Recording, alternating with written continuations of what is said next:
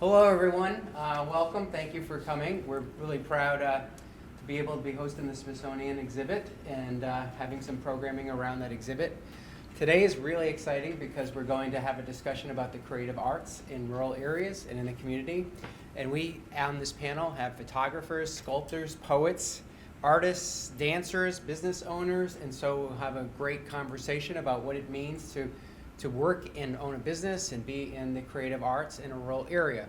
I do want to just note, because the first session we had, I did note that those of us on the side, if we make sure that when we talk, we go out to the audience, because if we turn this way, the audience doesn't hear us as well. So just an FYI for Diane and Joanne, okay?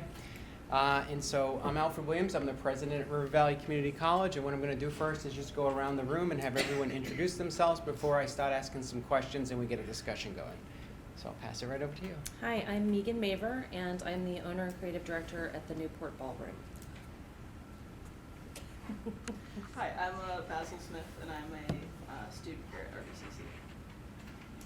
I'm Kara Shanoyan. I'm an English professor at RVCC. I'm also the Liberal Arts Department chair, and I'm a writer. I work mostly with poetry, but I've written fiction in the past, and right now I'm currently working in memoir as well. My name's Jennifer Mead. I live in West Lebanon, and I'm a local photographer, and I own a photography business with my sister-in-law, and we're called CPA Sisters Photography. I'm Diane Napo. I actually work here, but I went through the Co-Starters program here at RVCC, and that is it's a program to help you learn how to start a new business. I am a crafter. I do all sorts of different types of crafts. I'm Joanne Clifford, and I'm a retired professor from here, and my latest venue has been Metal Art. Great, thank you, everyone. I'm going to just get it started with a general question and say, what are the advantages and benefits, and what are some of the challenges of operating in the creative arts in a rural environment? I can start. Thank you. Well, some of the challenges, I would say, for me, because I am a choreographer, ballroom instructor, and also own a business, is really just the perception of what ballroom dancing is in rural areas. I have a lot of people comment that it's fancy, and it's not. It's fun. So it's fancy too. It can be fancy too, but it's so I find challenges in getting some of the trying to get past that misconception of what that is. But I would also say that in the community that I'm in, which is Newport, it's a very supportive community, something that you would not necessarily find in a larger city, which I've been in as well. So when I'm doing shows, one of the shows we do is Dancing with the Newport Stars, and we would never be able to pull that off we've done it for 14 years, and we would never be able to do that in a large city, because who are you going to get? Who do people know?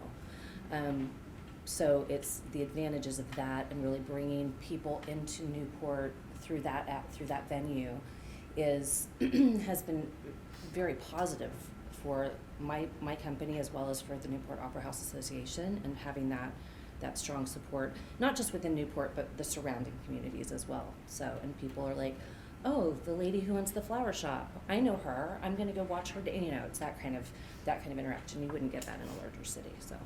Yeah, I've been to that Oh, you have? Dancing with the Stars at Newport, and it really just is a great example of how your business providing this just connects with community. It really does. And yeah, it's I'm very such proud of such that. a fun night, and Yeah, good. everyone gets to come out and support each other. Yeah, it's getting everybody out of their comfort zone, and they love to play dress up. Who doesn't love to play dress up? So. Other thoughts on advantages or disadvantages of being in a rural area? I think that in some cases, there's not as much community program as there might be in more urban areas, but as far as benefits go, I think that gives artists the opportunity to be leaders and create those opportunities where they see the need. And that, I think, is one of the special things about being a creative person in a rural community and finding ways to really connect with people and provide something that's needed. I completely agree with that. And I think it's really something that is really needed, I agree. like on a very large scale, to bring in, you know, all ages of across the board to really and find that, you know, it's just a different feeling. It's a completely different feeling than when you're in a larger urban area, and it's more of a sense of giving, and you are feeling like you're part of that community. So, yeah, I agree with that.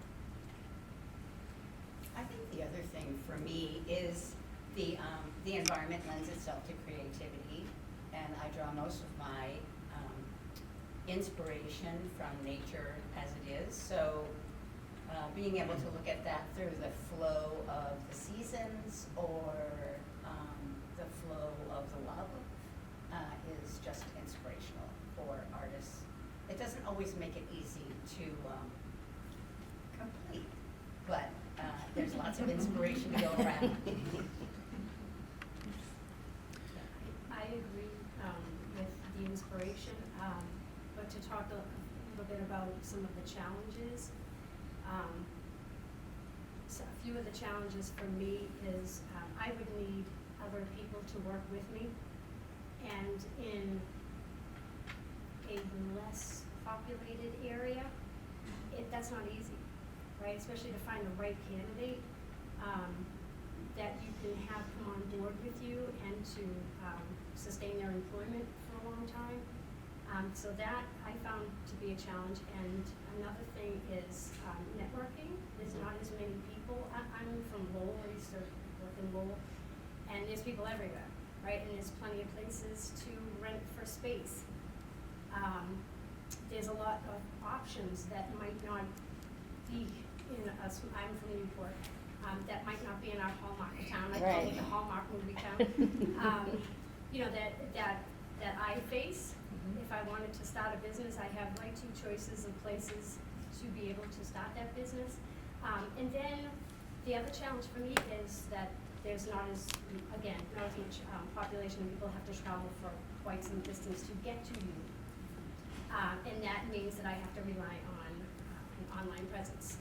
Right? So those are some of the challenges that I face. Yeah, I think for me there are some challenges with I want like diversity in my photography. I don't stick to one specific genre, and I like to have all different types of photos. And here my backdrop stays the same most of the time. I use the out of doors. So luckily, you know, we're only 2 hours from Boston, 4 hours from New York City, but that means I have to like kind of use my own volition to get my word out for what kind of sessions I want to take on and what kind of creative photography I'm hoping to curate. And so it takes a lot of drive and ambition with myself to kind of push that creatively, to use what I have, but also look further beyond the community of what I already have to kind of expand on that. So that's how, you know, the community is very small, but my photographs that are displayed, I took them in Hanover, and I was looking for more of an urban setting because you don't usually get that around here. So that's how I created those, because I wanted to think a little bit further outside of the box. So it does take a little creativity within of yourself to kind of make all of this work in this community. You know, I found that one of the things that talking about finding the creativity within yourself is I had to get very creative with my classes, and almost, you know, because I can't just say ballroom dance classes because I get 4 people, right? I have to say ladies' night and like couples, blah, blah, you know, you kind of have to get almost, for me, I hate to use this word, but it's almost like getting gimmicky to me, but at the same time, it has opened up my creativity with the dancing as well, and doing more than just ballroom and doing across genres for adults, for, you know, a big thing for me was, well, for everybody I'm sure in the room, was when COVID hit and we had to close our doors. And I had, in just my salsa class, I had 70 students. And then we came back and we had to stay apart. I had squares taped on the floor and I could have 9 couples in there at a time, and I couldn't rotate couples, and it's like, okay, what am I gonna do? I've got all these ladies. And so I created a ladies' night, and then from there have created a dance troupe that they do performances. And so it's just like these, but I was like, okay, what am I gonna do? And you just like have to like dig within you Yeah. almost, and okay, this is what I want, this is my vision, Yeah. and how am I now going to navigate these waters and get there? And being in a rural environment already added to that, and then you add all of these other things as well, just with, Yeah. absolutely. You know, so many points made there that just give rise to other questions, but I just want to follow up on what you just said, which is really coming into marketing. Mhm. What is marketing in a rural area? How do you market your craft and your businesses? It's certainly more difficult, I've found. I'm a visual artist. I do a lot of painting and drawing. And so there's advertising through like social media, but I haven't actually found that to be super effective in a rural setting because not a lot of people use that, I feel like. And yeah, I've found business cards are super helpful. Of like when I sell a piece of art, I also give out business cards. So word of mouth in that way is really vital to like developing a community. People like posters and flyers around here. They really do, don't they? You know, like, we gotta make a poster, gotta get a poster. And, you know, and you go by any business on any main street around us, and there's 500 posters in the, you know, and so I think that it's very interesting and really, to your point, trying to navigate those waters as well, because social media is not, you know, I could have the most amazing website ever created known to man, and I'd have 4 people in 12 months look at it, right?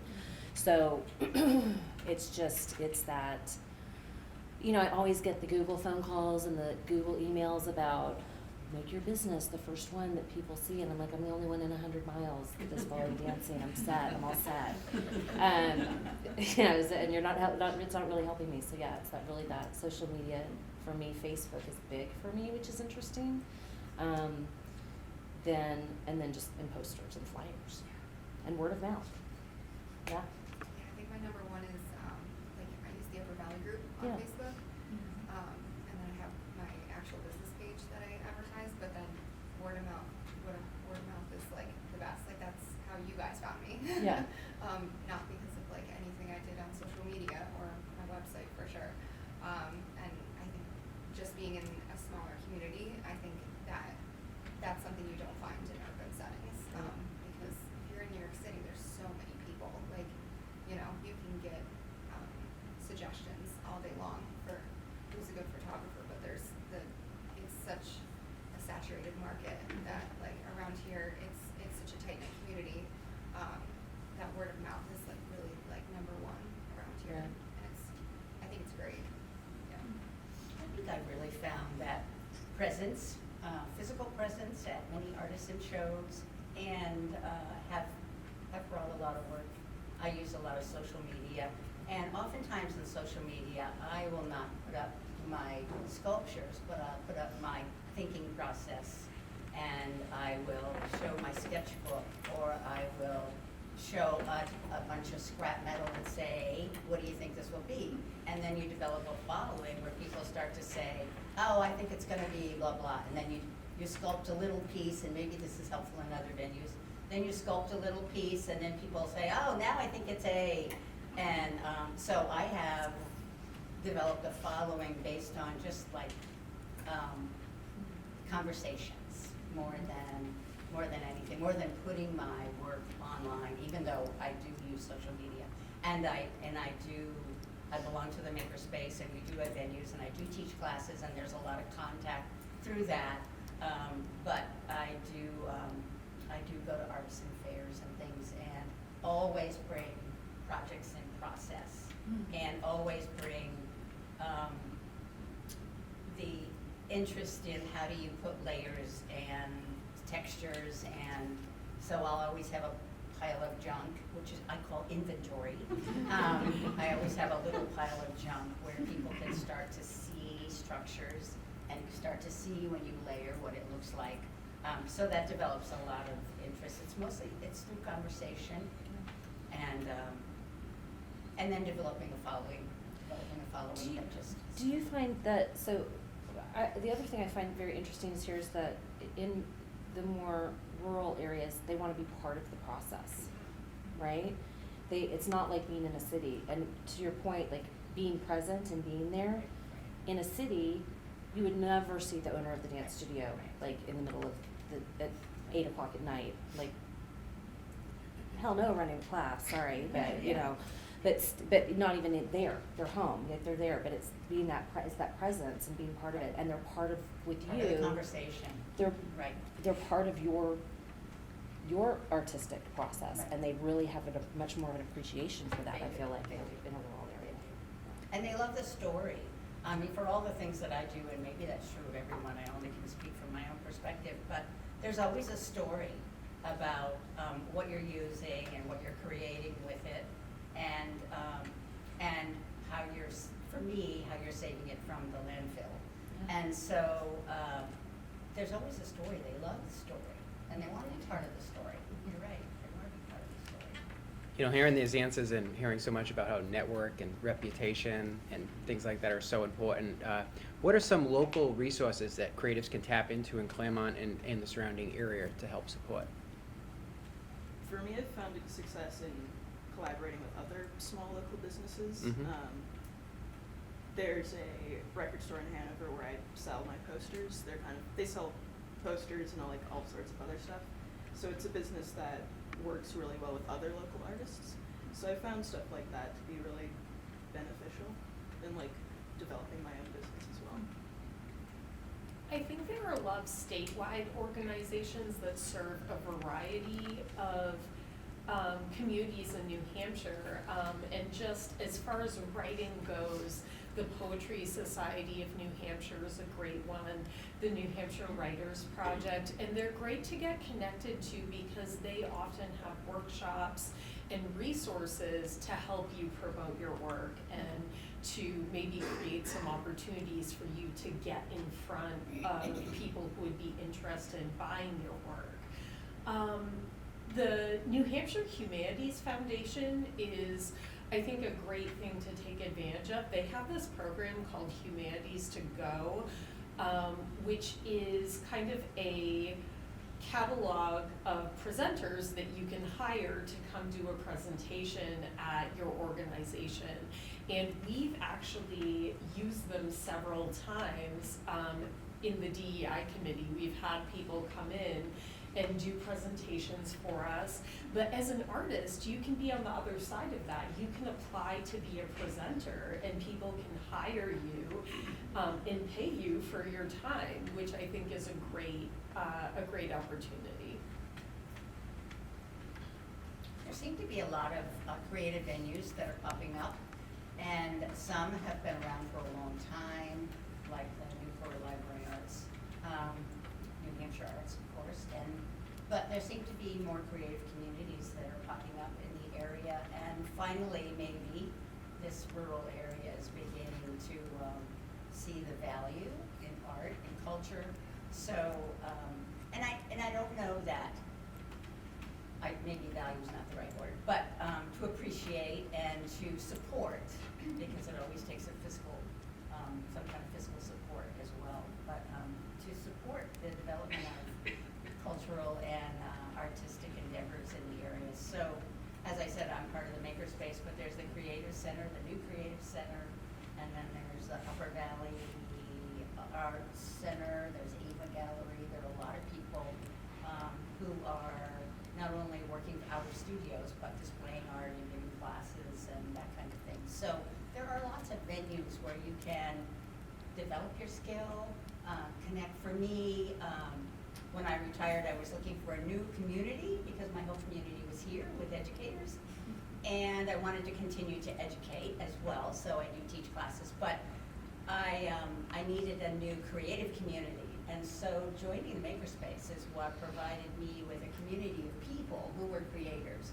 Everybody is eclectic, everybody's different, coming from a different place, and very interested in different things, but that supported the community and that made it engaging and really pushes your creative skills and your ability to express yourself through whatever medium you are choosing. Over in West Lebanon or Lebanon, we have the hospital actually has local artists put up their art in the hallways of the hospital. So that's I think a really good opportunity for anyone anyone can apply to have that. And then there's also like the Hood Museum has programs there where they have like classes and like different events and stuff where you can go and kind of immerse yourself more in learning more about arts and stuff. And there's also the AVA, as she said. But I think there's also I had my photographs up at the library, so the library is starting to like kind of have local artists curate some galleries as well to kind of display their work too. So I think there's more stuff popping up to have more venues to display your art around. That's great to hear, and that's actually one of the impetus for us starting our own art gallery. So just to plug that We Came In is our art gallery, and we have a different show pretty much every semester. This one's focused on local artists to go with the Smithsonian, but anyone's welcome to come in and enjoy the space at any time. I would just want to shift gears a little bit away from the business side of things. Joanne, you kind of hinted at this in the first question when you were talking about your work, but how does rural life influence your work?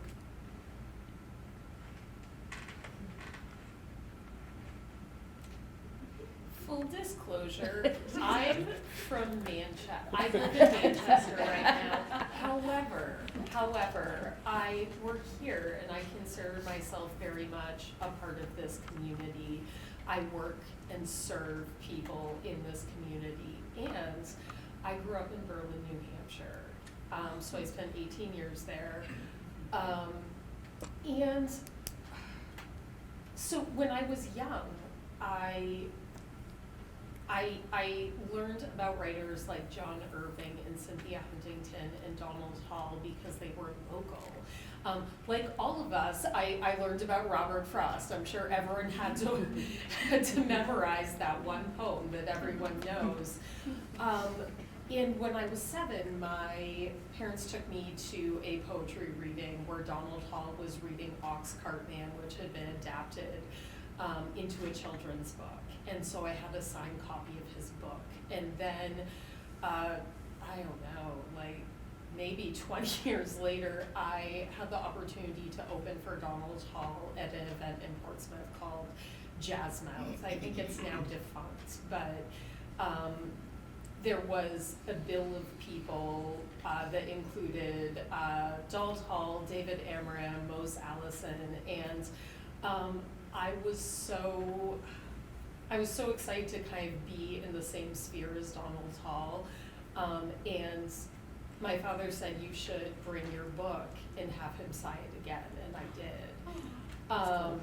And all of this is to say that the writers that I grew up loving were rural writers, and that taught me that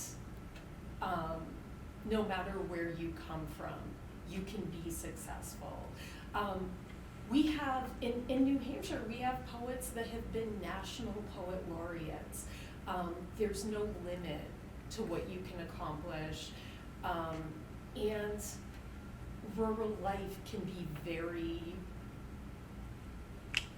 creatively productive. And I guess that is all to say that those are the experiences that I've taken with me in developing my work.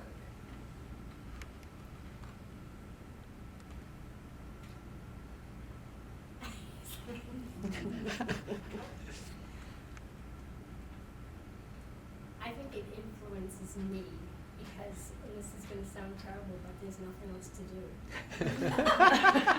Well, that's right. Now I'm new to this area. Yeah. Like I said, I'm from down there. But there isn't anything else to do, so I have my complete master bedroom full of all my crafts, and I sleep on the floor, and I do for real. And at this point, I keep myself busy doing that, and I give everything away. which is actually a form of marketing, so I think it's pretty smart on my part, but. That's right. That, I guess, has, that's one part of how living in this area influences my creativity and my production. Sorry. Good. I guess I'll ask a different question then. How is a career in the creative arts viewed in rural America? That is a different question. It is a different, yeah. Did someone have to repeat the question? Can you repeat a Yeah. little louder? How is a career in the creative arts viewed in rural America? That is a different question, Mm. totally. Yeah. So I think that maybe we are evolving as people up here in the rural areas and valuing more of culture and creative arts. But I think that it's been a hobby and not a career path for most people. And part of it is because of the financial issues related to trying to find an artist's career path. But also, we are like sturdy, rugged individuals, and arts feel fuzzy to people. And That is a great description. and so the cultural value is, I think beginning to emerge significantly, I think, but I think it's a slow burn. I think the term starving artist is still valid. Yeah. I think the economy especially leads to that.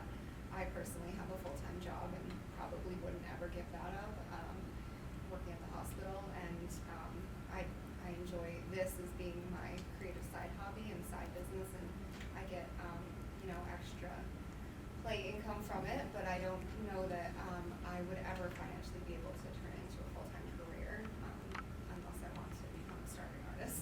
I Which do. I don't. Yeah, I look forward to the day I actually pay myself. Yeah. I'm at the studio 7 days a week. Yeah. And, because I'm trying to adjust to other people's schedules, not having them adjust to mine. And so, I can't even remember the question. But how has it changed? How's it affected my creativity? Was that the I said, question? is a career in the creative arts viewed in Oh, rural America? I think it's very for in the ballroom dance realm, not only from the standpoint of within the rural community, but my dance family that I've known my whole life in the cities are like, what are you doing there? And like, where do you live? Like, what are you doing there? And because it's very different, they don't understand it. And then within the communities itself, I think it's looked at like, you do what? But I do have a really cool story. Steven Tyler, who, if y'all don't know who that is, from Aerosmith, he's in the Rock and Roll Hall of Fame. I had an opportunity to have a conversation with him one time, and it was a very long story how it happened, but I was actually, here, Steven, I want you to meet Megan, blah, blah, blah. She's this dance instructor, and he asked me if I could teach him the Lindy Hop. And I said, yes, I don't think you've got enough energy for the Lindy Hop, but yes. And but he said to me, he said, you're really a dance teacher? Like, you have a really cool job. And I was like, Steven Tyler thinks I have a cool job. So I guess the idea from, and he's from around here and he's been all over, is it's viewed as pretty cool, and I'm gonna go with that. So to have be an artist, right? But I mean, overall, I think it's odd for people. They don't really get it. They don't get our lifestyle. If I can ask a follow-up to that, I mean, how does that make, you made a good point there in the sense of people say ballroom dance and how, and you talk to people in the big city. Mhm. If you don't exist, it doesn't exist here. Correct. So how does that make you feel? I never thought about that. It actually makes me feel pretty, yeah. So, and same with you guys. It wouldn't. So that actually is pretty, thank you. Wow, I'm gonna take that with me for sure, yeah. Well, and it came here, the studio that I own, full transparency, talking about full transparency, I was born and raised in Texas, in Dallas, but my sister, one of my sisters, met and married somebody from Newport and moved here, and she opened the studio. And I grew up in it. I grew up in, my parents owned hundreds of ballroom dance studios throughout Texas. And so I just kind of was born into this really odd, I remember being 7 years old and like rhinestoning costumes at 2 o'clock in the morning for a show. Like it's just not normal. And what anybody else would think was normal, it's my normal. And so Natalie really brought it here, and she passed away, and I was very, very grateful that her husband asked me to take over the school because I felt like it was important to carry on my family legacy, because my parents did it, like they were world champions, like it was this thing. So for you to say that, thank you. Yeah, I'm happy I'm here.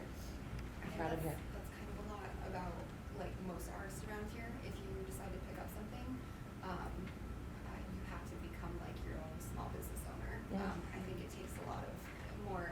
It's multifaceted. It's not just you're not going to just be creating something and be able to create a business out of it or sell it to someone or do something.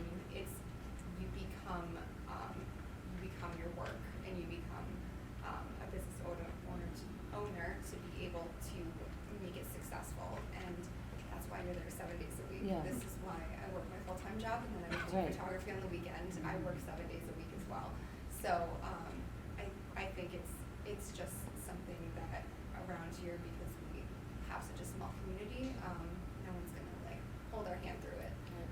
Do you, just out of curiosity, because Yeah. I also have a full-time day job Yeah. that, I was online this morning. Yeah. Every day I'm heading out the door.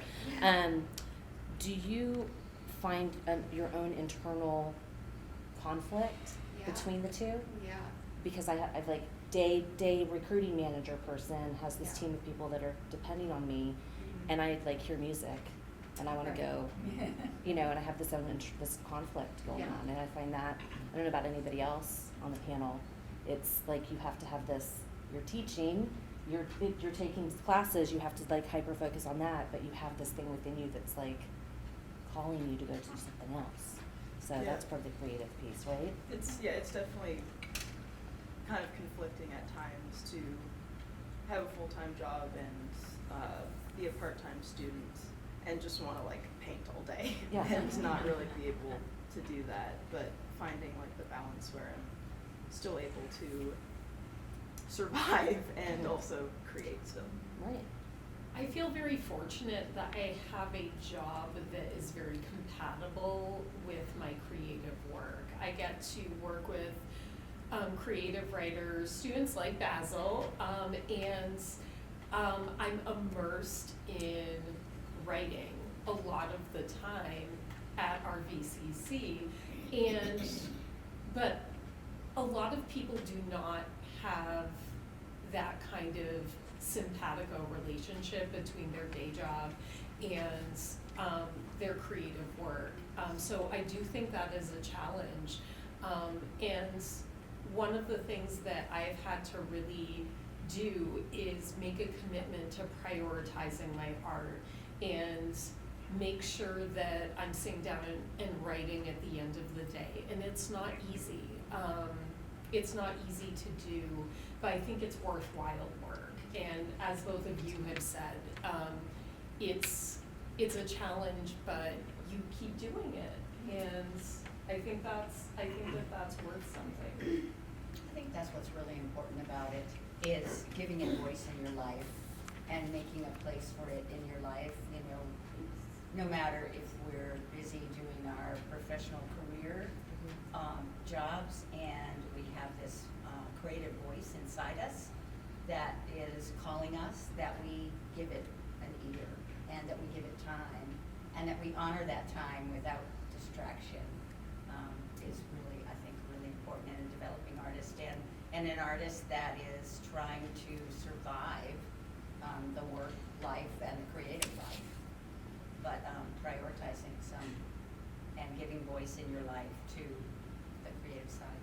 And for me, it's not only giving that voice and allowing that to happen, because I sometimes try and stuff it down. Yeah, I do. exactly. We try to push it I'm like, down. I gotta let it go. But it's also, what's important to me, and so, yes, one day I would like to get paid, but, if I don't, it's fine. It's the bringing the joy of the art to the people around you and to the community. And whether they're taking the classes or they're just going to a performance, you're bringing the joy, or going to an art gallery and it's joyful, even when it's it can be dark. Some art can be dark as well, right? But it still moves. I'm here to move people. Right. And inspire people. And inspire people. Inspire people to try something new, to find an ounce of courage. Yeah. Is what I say, and try something new. That was really, for me, find an ounce of courage to work with a torch and hot metal and sparks. And before I took my first class, I YouTubed it all night long because I was scared to death. And but to encourage people that everyone has a creative side, first of all, because a lot of people I talk to say, I have no creativity, and I said, well, let's just sit down for a minute, and then just encourage the spark to grow and give it room and give it voice in your life. I have a couple more questions before I turn it over to the audience, so I will give you an opportunity to ask questions of our wonderful panel. But I was wondering what advice you would give to students or aspiring artists that are worried that a rural setting is a difficult place to explore their art.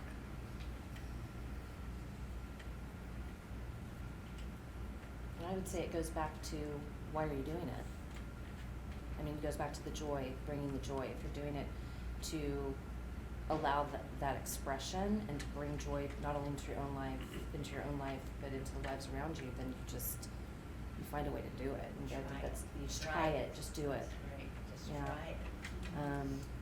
That's all I can say is I don't think that if you're looking to make $1 million, that may not even happen in a big city. So, well, we'll say 2 million these days. $1 million is probably not very much anymore. I don't know. But that's the people that happens for are very few and far between anywhere. So just be you and let it flow. I would recommend taking some time to immerse yourself in the work of other rural artists in your field, and just take stock of what they have been able to accomplish. Go see one of Joanne's shows, go take a dance class with Megan, and see the scope of their work. And I think that sometimes being able to see what other people have done in a rural setting can be inspiring, and also maybe a way to alleviate some of that anxiety about the impact the environment might negatively have on your work.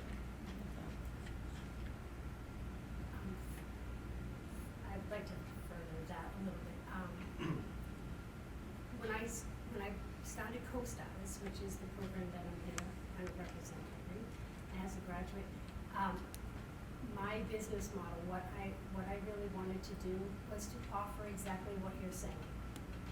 So if you want to try something, a lot of times that involves a lot of money, a lot of space, a lot of equipment, for you to find out that you don't even like it, right? And that's something that most people, I think, kind of shy away from, right? You don't want to have to invest all of that time and money and space and whatnot in something that you may not even like.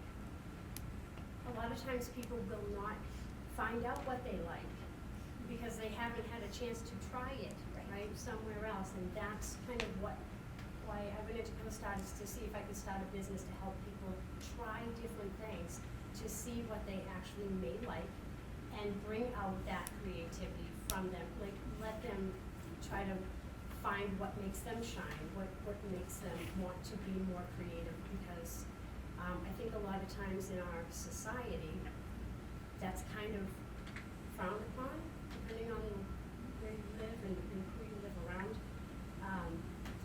And so people don't try it because they don't have the opportunity to try it without having to go all in before they even know if they even want to do that. Diane, that leads me into a final question.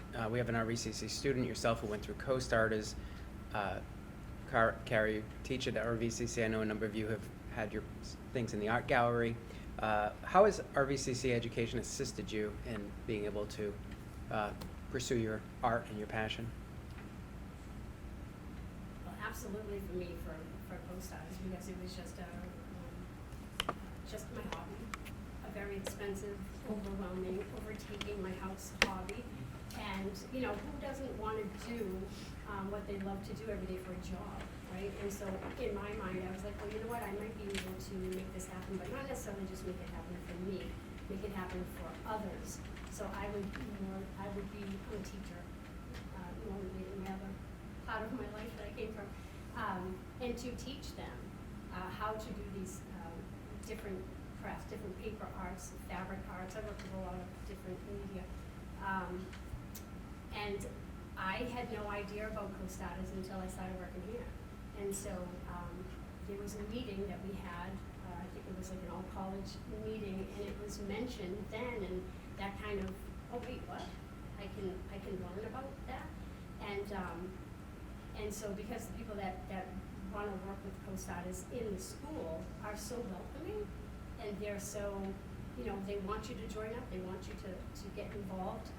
It worked out great for me, and I would not have been able to go through that if I didn't discover this school, right? If I didn't start working here. So, and the people here that are still here, they still even though I'm already done with the program, they still wrap themselves around me and say, you know what, you can do this, you can still do this, you know, even on the side and whatnot. And so it's been a very welcoming community in that way, to say, you know what, you can do this. It's not silly. You know, you can do that, even if other people don't believe, you know, that it's worthwhile. You can do it. So that's how it's influenced me, definitely the people here. As a student, I've really appreciated RVCC's art gallery. I think it was actually maybe a year ago, it was the first gallery I'd had my art presented in, and that was really cool to feel like, I know there was a community that cared about showing people's art and supporting like local artists and stuff like that. And yeah, I don't know, it was very encouraging, I guess, to keep producing art and growing, I guess. I'd like to say as an educator here that when you're teaching, you're always learning. And so it's a reciprocal process, so learning always is happening. And to be engaged in teaching and learning relationship with my students for so many years, and then taking those skills and transferring. There's so much transferability of all the things that you have to learn to do when you're a good educator, and engaging minds that are in all different levels. Then I think it's really, it's definitely been an influence in my journey, for sure, and knowing what a supportive community was like, because it was always a supportive community here. So knowing how important community is, and then finding my new community when I retired. So I think transferability of skills, no matter what you do, there are skills that you can take from that level and move on into your art world, and then finding a supportive community to keep you going. Really important. I feel like River Valley has really been supportive of me as a creative person. I was able to teach a poetry workshop at a staff symposium. Shayna bought all my books for the library, which I was so touched by. I can't even say, but also teaching creative writing is very, it feeds my creativity, and I feel good about providing a space for students to allow their own creativity to flourish. And that's something that is, it's something I'm glad to be able to give, but I also get a lot out of that. Thank you. At this time, I'd like to turn it over to the audience for any questions that anyone in the audience may have. Go ahead. We're behind you, Eric. Go ahead. Thank you for this. This is so interesting, and I'm loving hearing people's backgrounds and multiple connections and multiple points in the community, so I know where to find you. I think, like, as a working artist, two of the things that are strikes are constraint and intention. And any constraints there may be because of my local area, and I hesitate to call this rural, because it's so mixed. And this school, I know we draw from so many communities because there's so, as options reduced for young people and people to go to school. But it is certainly among one of those things as rural. But I think of all of the amazing options that existed within this constraint, like free museum tickets through the library, you know, and anyway, and how much is brought to us here from other parts of the world. But I will say, in terms of one thing that I do feel I need to be intentional about seeking out and recognizing is kind of the infinity of diversity within this community, but also really seeking out other cultural points of view, other gender points of view, other economic points of view from my home. And that's something I do think is something that takes a little more work here, and that it doesn't always happen, unfortunately, one-on-one. It might have to happen via the internet, via participating online, via subscribing to other journals, etc. So, yeah, I am from this area, but because of economics, grew up all over the world following a military family, and have subsequently returned. So I've had like international, urban, rural, every kind of living experience, and artists, you know, it's rough everywhere.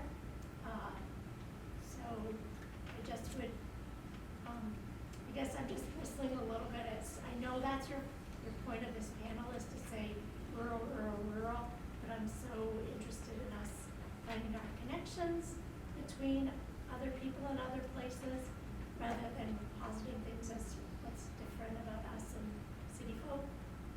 So, thanks. Does anyone want to comment on? I know that wasn't a question, it was a comment. It sounded like you were hitting a little bit on diversity of work. Does anyone want to comment on diversity in your work?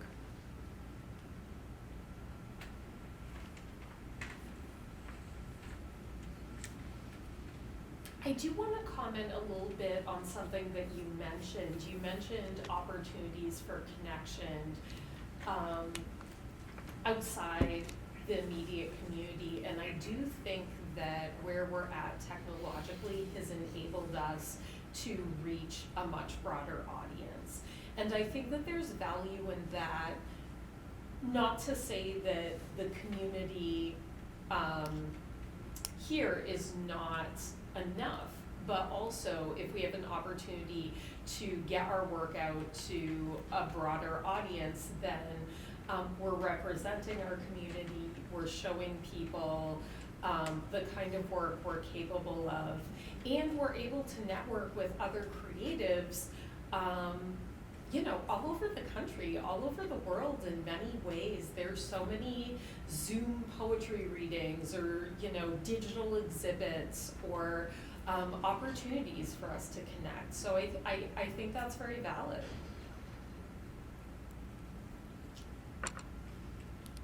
Eric?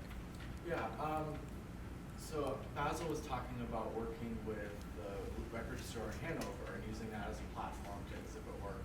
I'm wondering if anyone else has experience in collaborating with, partnering with other organizations or businesses or individuals who maybe are outside of the creative field or adjacent to it to you know, create those connections. I'm a member of the Upper Valley Business Alliance, and they've actually been wonderful with kind of like being an advertising platform for me to kind of like get any events that I'm holding, or when my photographs were up at the library, they were advertising that for me, and they held one of their Friday Coffee Connection networking events there, and so everyone could see my photographs when they were up. So they've been a really great source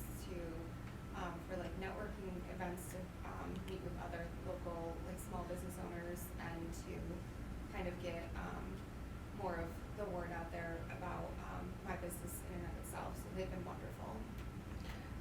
I'm on the board of directors of the Newport Area Chamber of Commerce, and one of the things that we do something very similar. It's business after hours.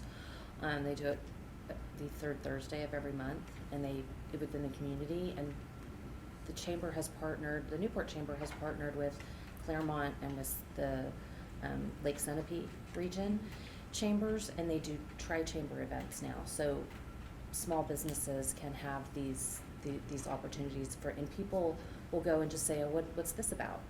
I want to see what this month's is about. And so that's created a lot of opportunity, not only within the creative community, but within the smaller businesses, organizations as well. So.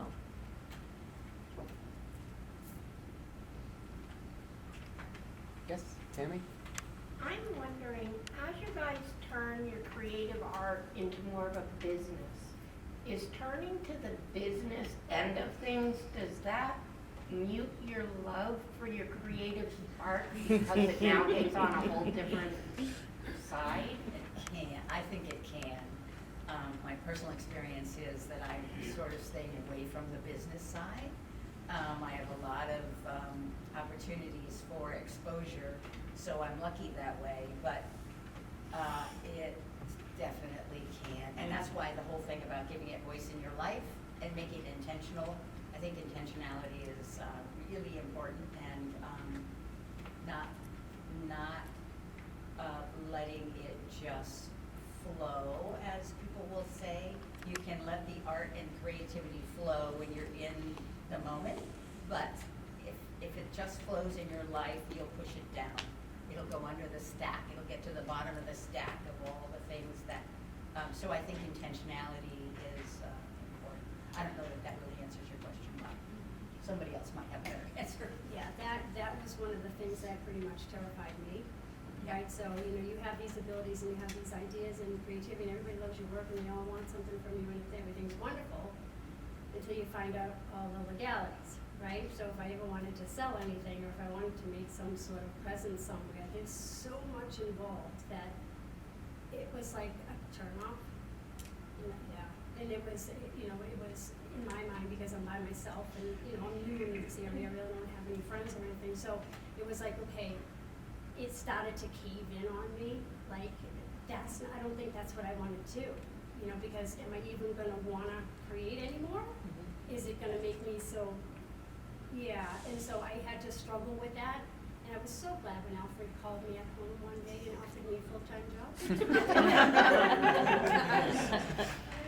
Yeah, because, and that was the legality of it, and the, so much paperwork and things that, I kind of knew was involved, because I have owned a business before, but it was completely different. It was an construction business, but it kind of turned me off to wanting to go further.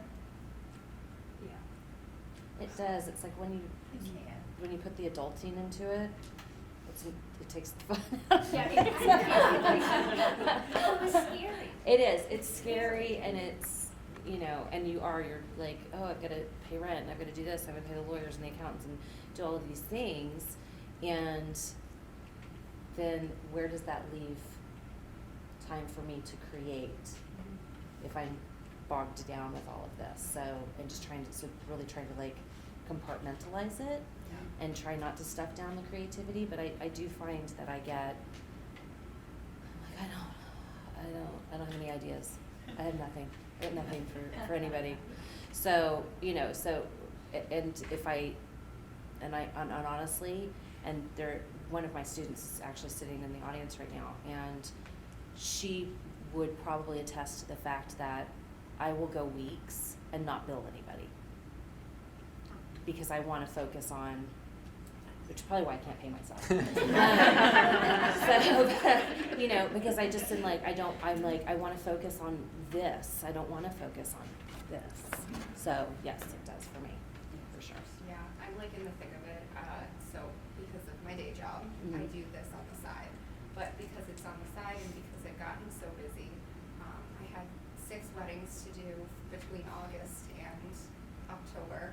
And so that took up my the weekend, and then once you get home, well, now you have 4,000 pictures to edit, and you have to find the time to do that. So I do that in the evenings, and but then, you know, to get the clients, I had to create contracts. I had to learn to find a program to make the contracts, for people to sign the contracts, and then I have to send invoices. There's a lot of it that I get bogged down with that definitely sucks the fun out of it, because I wanted to do this to be a creative photographer, but then on the business end of it, there's a lot that goes into it. There's marketing yourself on social media. There's keeping up with your website, which I have been absolutely horrible at. So if you look, the pictures are at least 2 years old. I just don't have the time to update it. So, and then there's finding other avenues for advertising. There's, you know, responding to the clients that reach out to you via multiple platforms on Messenger. They have my phone number, and then on email. And so I'm doing it full time, whether it's on the weekend or in the evening. Sometimes I'm on the phone doing it while I'm at my day job. So it's very consuming. I enjoy it, but I'm definitely in the thick of being overwhelmed with the business side of it versus the creative side of it. So You know, and I've also run into challenges in my situation where I have my friends are my students, and so they think it's okay to not pay. Like, they'll go months, and I'll have to like go, you need to make a payment, like rent is due, you know, if I haven't paid rent, like whatever it is. So yeah, that business part of it, it's just like, it creates almost an uneasiness that's I'm like, I don't even wanna, I have wake up on days where I'm like, I don't wanna do this.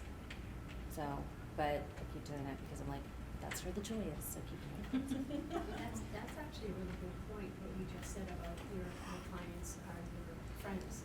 And that's because of where we live. Because of the way they live. Correct. Because, you know, everybody knows everybody. Right. You know, and it seems weird to want to ask them for money, even though they know what is involved. They don't go to the grocery store and say, I'll get you in a couple weeks, my husband gets paid, you know?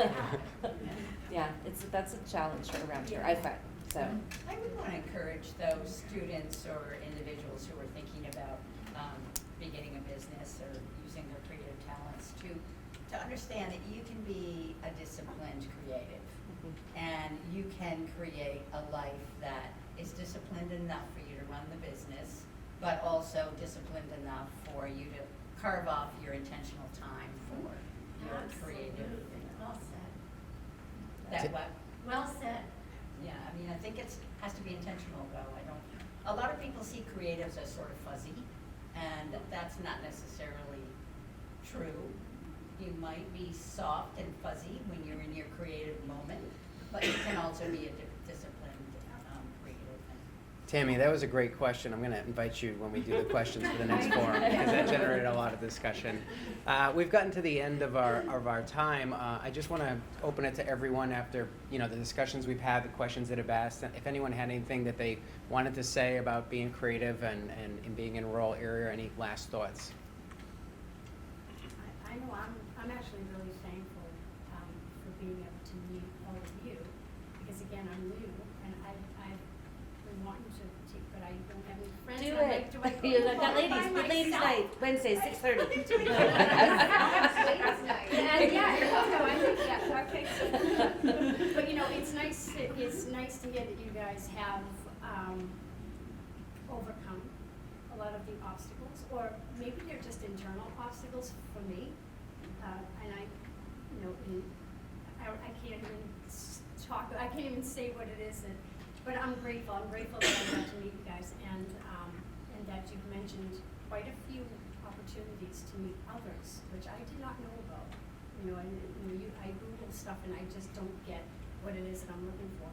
And so I've had to resort to going to a library for their craft nights and volunteer at the fair, you know, the Apple Fest and all of that stuff to meet anybody. And so I'm actually grateful and glad that you were able to bring us all together, because it opened up more opportunities for others, yeah. And so it's And I'm going to piggyback off of that. I'm grateful as well, because being a creative person, for me, can hold a lot of internal, mental, emotional challenges for a lot of people that are, and I am at times the stereotypical curling up in a ball and not wanting to do anything creative. And then 5 minutes later, I'm like, I have the greatest idea for the greatest show, and you're gonna wear this, and you're gonna do this, and you're gonna do this. Like, it's like this, it's a roller coaster ride sometimes. And so just being in this room and being able to talk to other people that have, everybody does have a creativity, but, that really are really trying to harness that and use that in their lives for positive, I'm really appreciative of that. Great. Thank you. Let's give a round of applause for our panel. To everyone in the audience, particularly the community, thank you for coming and visiting us today. Please enjoy the Smithsonian exhibit. If you do, come back with a friend at another time. We'll be there. It will be open until December 13th. Also, as we mentioned, and it's been talked about, we have our art gallery that rotates. We typically do a show every semester, so 3 times a year. If you're interested in coming to the openings, we always have an opening when at the start of each event. You can give Eric your email, and he'll put you on the list to invite you. To our panelists, thank you so much. The passion that you have for art, just the whole discussion about how you're all working a second job, you're 7 days a week, and what you bring to the community doing that. I really just thank you for taking time out of your busy schedules to come and join us and share with us today. So thank you very much. Thank you.